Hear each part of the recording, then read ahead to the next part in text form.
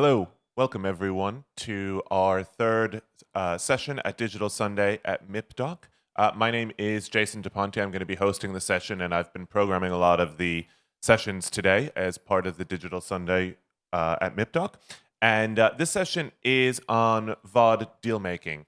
And we want to try and get practical here. We wanted to try and get real because everybody hears about VOD, everybody hears about the technology, but this is a session where we're going to try and get into some real perspectives on the market and real ways of doing business in the market. And to tell us about that, we have two experts here. We have Nick Wistreich from Netribution, and he is the author of the How to Fund Your Film Finance Handbook. And he's going to contextualize the marketplace for us, help us get to grips with what you need to know in order to do business in this space. And then we are very lucky to have Greg Moyer from Blue Chalk Media with us.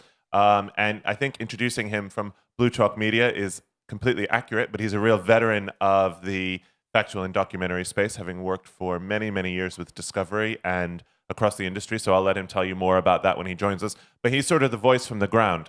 He's going to tell you about what Blue Chalk are doing and how they're trying to move into this new business space, and hopefully offer us some tips as well. So first, I'll turn over to Nick, and thank you. Is this working? Okay, great. Thank you very much. Yeah, I'd like to start by giving a little bit of context to where we are at the moment. There was a letter that Martin Scorsese wrote to his daughter in January this year, illustrating why this is quite a positive time. There's been a lot of panic for the last 10, 15 years amidst our industry, and finally people are starting to see some of the upsides. The fact that it's much cheaper to produce content, we saw this at Sundance this year. One of the most buzzed about documentaries was a short film from Lucy Walker, The Lion's Mouth Opens, which she pretty much funded herself. This is actually a small fraction of what's happening. When you consider that everybody in this room pretty much probably has a high definition camera in their pocket, at the very least a standard definition camera, and a greater percentage of the world is having this. We're moving into a time where everybody has the ability to make films.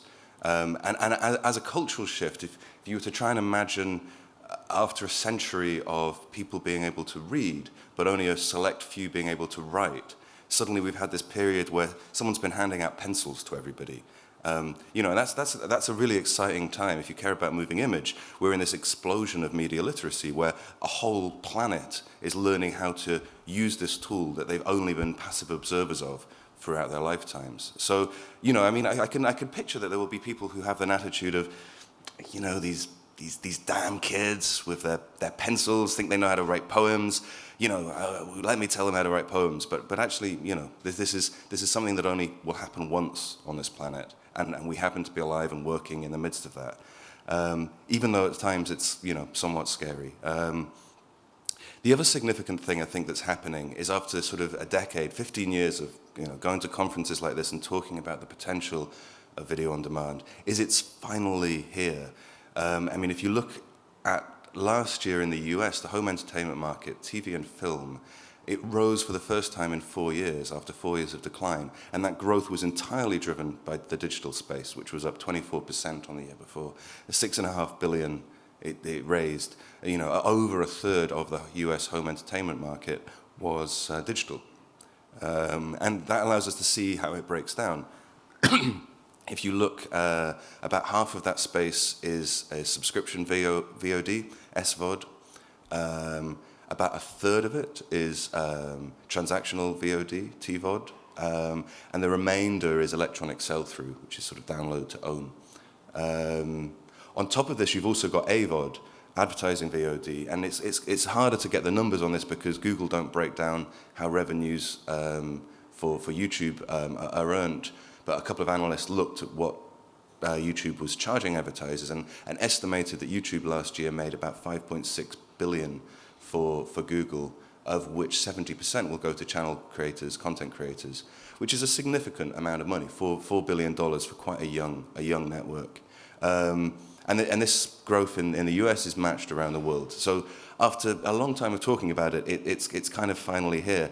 But the really exciting part about digital is not just the money that it's making. That's nothing new. It's the fact that our business models as an industry for the last 100 years, in film, documentary, and TV, has been built around scarcity. We've got scarcity of shelf space at the video store, scarcity of screen space at the cinema, scarcity of channel space, scarcity of scheduling space. Online, there is no scarcity. You have infinite amount of space for these platforms. And this is something that we haven't quite adjusted to. It's the so-called fabled long tail. And within that, it's creating this sort of cultural shift. So if you look at this quote from Tim Wu here, we're in the midst of a process of cultural migration, a shift from a single mass culture surrounded by small subcultures to one dominated by large islands of fandom. And take one of the most successful documentary Kickstarters, BronyCon the documentary. This is a documentary about a My Little Pony convention in the US for adult fans of My Little Pony. And it made 5 times its target, $320,000, because that's a small community that was very vocal and very connected. When you look at the things that are doing well online, they're driven by these networks of communication, of conversation. This great quote from Cory Doctorow: "Content isn't king, conversation is king. Content is just something you talk about." The new networks we're looking at are driven by these circles of communication. And it's in a very different world to anything we're used to. It's all about memes. It's all about sort of ideas that people take and share and remix and mash up and riff off each other and use as a way of bonding with their peers who share similar interests. And to us as media makers trying to make a living and a business out of this, it's been probably quite a traumatic decade.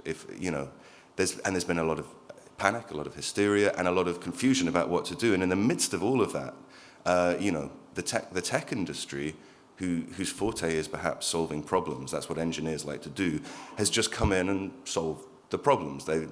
Steve Jobs approaching the music industry didn't do anything particularly radical. He just said you need a flat pricing structure, you need an interface that's clean and works, and the back end's got to work as well. And as a result, Apple are the biggest player in the music industry.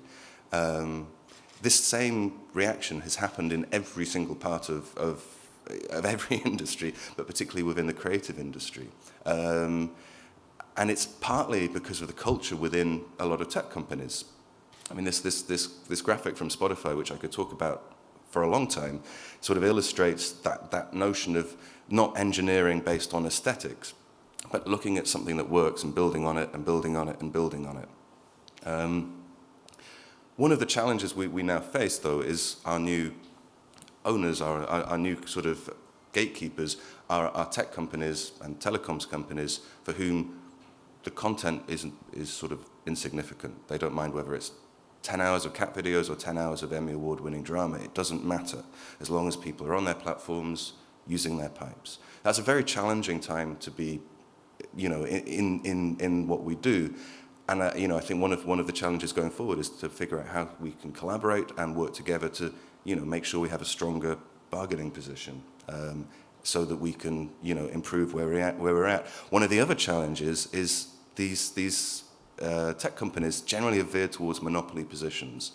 In each area, AVOD, TVOD, SVOD, there's usually one dominant player. And this is a sort of feature of internet business models, that wherever there is closed technology, it could be around social networking, it could be around auctions, payment systems, login systems, the internet veers towards a single monopoly player.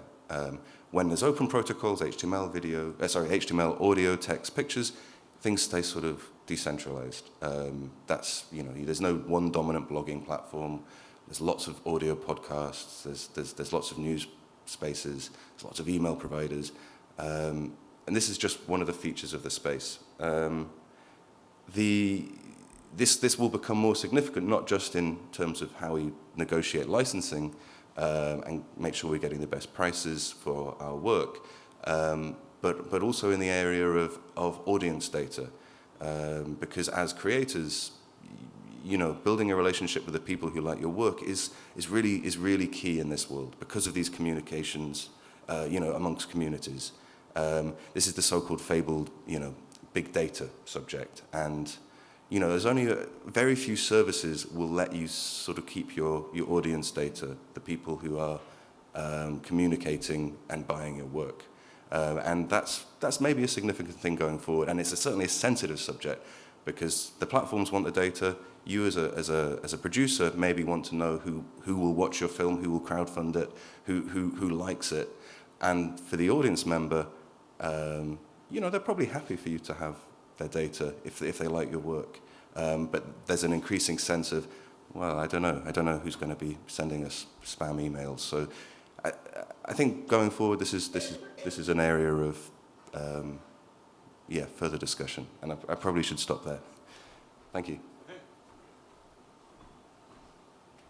Okay, thank you for that. You mentioned the islands of fandom and knowing more about your audience and the data that's behind all of this. Yeah. And one of the things that came up in the Distrify talk this morning was the amount of data that they make available. Have you seen anyone who's able to use this in terms of the deal making that they do? That's a very good question. There's certainly a lot of data, and it's easy to kind of get lost by it. I think where you can see people who've had successful crowdfunding campaigns, that without doubt can lead into to good deals. And you have some buyers sort of asking producers to first prove that they can raise an audience by doing a crowdfunding campaign, and it's less about the money that's raised in that process and more about demonstrating that they can communicate with an audience and attract interest, and then have as a badge, we surpassed our target, we hit this level. Okay, great. Let's move over to Greg and let him tell us about both his background and his new venture. Well, good morning. Thank you so much. It's a pleasure to be here, and I'll try to be quick so that you can ask some questions at the end of the session. Just a little bit about me. I mean, this is maybe odd that I'm coming here as a newbie. I was able to actually register for MIP as a first-time company entrant, but I've actually been here 20 years prior. I started and was on the founding team at the Discovery Channel back in 1985, and had the pleasure to actually be the president of the U.S. networks on its 10th anniversary. Later, I then went on and did some work in high-definition TV with VOOM HD networks, and then most recently, before retiring from corporate work, I was the president of, actually I should flip, I was president of Scripps Networks International, which is the owner of the Food Network, HGTV, and the Travel Channel, and we were in the process of launching, particularly the Food Network, into about 85 countries around the world. So clearly my credentials are in the cable television, global TV space, and it was a wonderful run. But I'm actually more excited than I've ever been to be playing in a sort of new arena for me. Certainly not as new. I'm a newbie compared to Nick, I'm sure. But this moment is full of possibility if you love nonfiction storytelling as I do. I think that the cable channels that I helped create and brand have actually matured to a point where there's less experimentation going on there. And television's an endlessly renewing proposition for the audience. So it's not as if people have stopped thinking. There's still all sorts of folks trying to come up with new formats, new ideas, and new talent to make us interested and attract a crowd. But what's happening, I think, in the digital space is that we're able to create community rather than audience. And that is a massively interesting distinction. And it also allows for the creative community to set the agenda in a way that maybe is a little tougher in the cable TV space, where now advertising pressures for demographic precision and size of audience have created a bit more of a monoculture about the types of content that are deemed to work. So Blue Chalk Media, the name of my little company, which is not yet a year old, this is our little mission statement. I won't read it to you, but suffice it to say that we're all about telling stories that are visually driven or picture-led, and we want to be in a sort of a digital-first proposition. which isn't to say we'll never talk about TV again, but we think that the interesting and innovative space could well be in digital distribution. We've been very fortunate in our short history to get some wonderful clients. We have editorial clients. The New York Times, National Geographic Creative, and NPR have been three of our best and maybe the best known. For the New York Times, we're, I believe, the first production company that's creating original series for the NewYorkTimes.com website. Our first series will premiere this summer, and we're in discussions about a second series. And this is an interesting innovation which I think could be telling for many of us in the documentary space, because now we're beginning to see brands that have always had very high integrity in terms of their storytelling take an interest in video beyond illustrating a reporter's story. And the New York Times, God bless them, is on the cutting edge out there. They're doing some wonderful things, and they've just instituted some new economic propositions for subscribers, which may allow their digital operations to grow and prosper even further. The other way, though, that we make money at Blue Chalk is that we essentially are a marketing agency making short films for companies that want to see their products in an authentic, real-world context. A good example of that, you'll see the Weather Channel, which is a cable network, but actually they're a wonderful brand that has a much bigger distribution of its forecasts and its weather information digitally than on television. But in the case of a brand like Weather, what we do is tell short stories about people for whom accurate weather forecasts are extremely important. So in 3 minutes, we try to build a narrative around a certain event or opportunity that showcases the importance of accurate weather forecasting. And if there's time, I'll show you a short example of this, a film we did for them. But we also work for nonprofits, and we actually, in this space, expect that many of our customers will be nonprofit organizations that often benefit from a marketing point of view by having their stories told in a documentary way. So, in a sense, the subtext for my chat today with you is that I think documentary storytelling is changing the way journalism and advertising are going to be presented in the future. Certainly not to the exclusion of great comedy or fiction, but I do believe that there is a growing acceptance and appreciation for the power of honest, authentic storytelling, both for journalism, which presumably has always believed in those values but never used video particularly as a medium, and number two, in the advertising space, we're seeing brands that would prefer to have the context drawn of their product's virtues rather than simply someone shouting at the audience, "This is a great product." And I also want to just acknowledge for transparency a bit that we are intending over the next year or two to develop our own publication platform. And I say publication, I'm not sure that's a throwback to the world of print, but we believe that there is an opportunity to organize visual storytelling that's done by photojournalists, that's done by documentary filmmakers, and build a brand that will be a destination or a home for this type of content. People that want to see the world as it really is, and yet formatted for digital distribution, meaning that most of the films or most of the content can be consumed in under 10 minutes, and that it would be as appropriate to view it on a cell phone as it would be an iPad or obviously a computer. And then ultimately an HD TV screen once we're all connected by the internet through our televisions. Oh, I went the wrong way.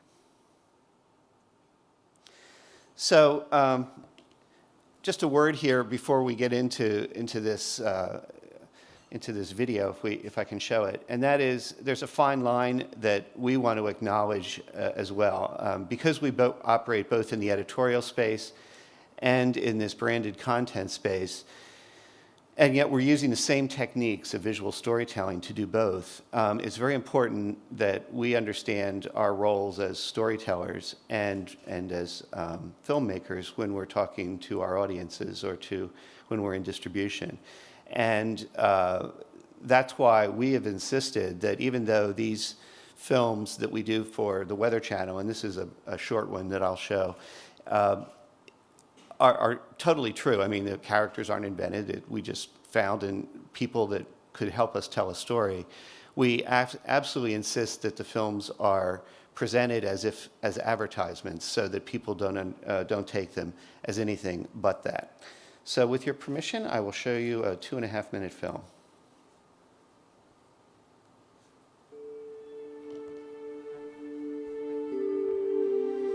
When I was standing at the altar waiting for the wedding march to start, Sally appeared with her dad, and I said, wow, look at that. I'm Sally, and this is my husband, Bob. We've been married 57 years. Had 3 kids and 9 grandkids. There are ups and downs in any marriage. If you stick together and think of the other person, why, you'll stay together. Flowers help now and then. Love. When people talk about roses, that's the first thing that comes into mind, no? A flower that signifies exactly that.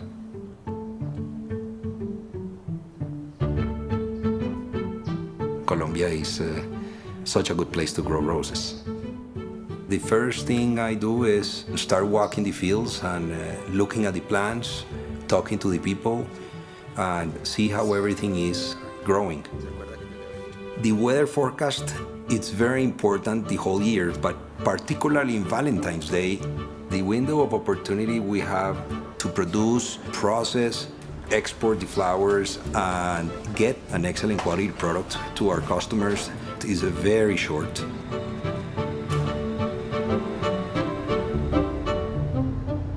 Weather is a very important thing for us to monitor in our business. All right, today's topic, the big thing is very cold outside.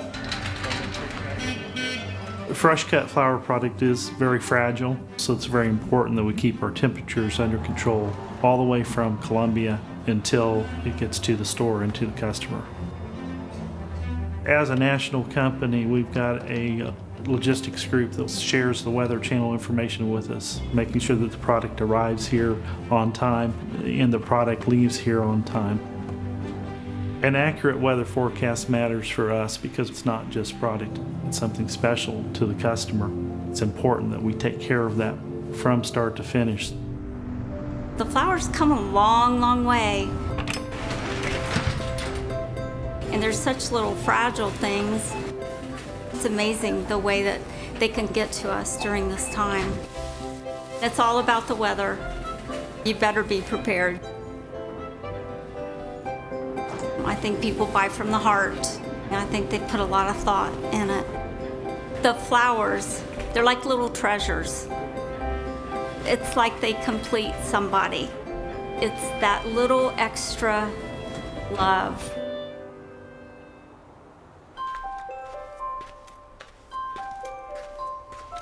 My philosophy has always been you're here not for a long time, but for a good time. So make every minute count if you can. Hey, I got something for you. Look what I found downtown.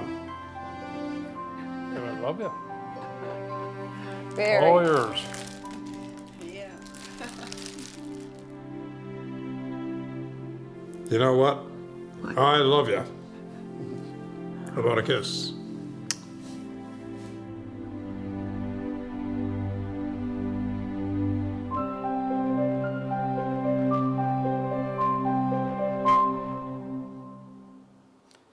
So obviously this piece was commissioned for Valentine's Day and was used by the channel to organize sort of a big retro or a big look at Valentine's Day. They had flower experts on, and this was their way of getting to it, both for TV and then this was all over their website and whatnot.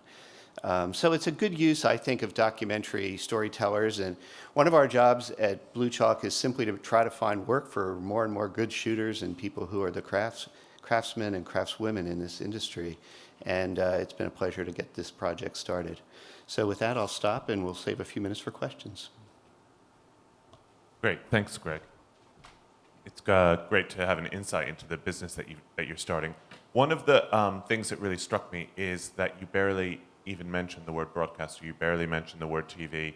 The Weather Channel, sure, they're one of your clients, but it sounds like that was done more through marketing, where you mentioned newspapers, you mentioned radio stations, you mentioned magazines. Right.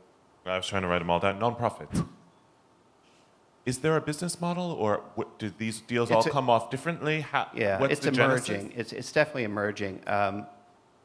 You know, I mean, we're being paid for the work we're doing for the New York Times, for example, but it's not a terribly lucrative sort of business, and you'd be more limited in what you could do if we can't put together aftermarket use of some of the same content. And so I'm going to be using my experience in how you can sell content globally and how you can operate across many different marketplaces and try to stitch together you know, a coalition of funders or a coalition of buyers so that we can afford to make bigger and more ambitious films. And I think over time, once this type of work is accepted as part of what's necessary to be a modern news brand, then I think the money will arrive.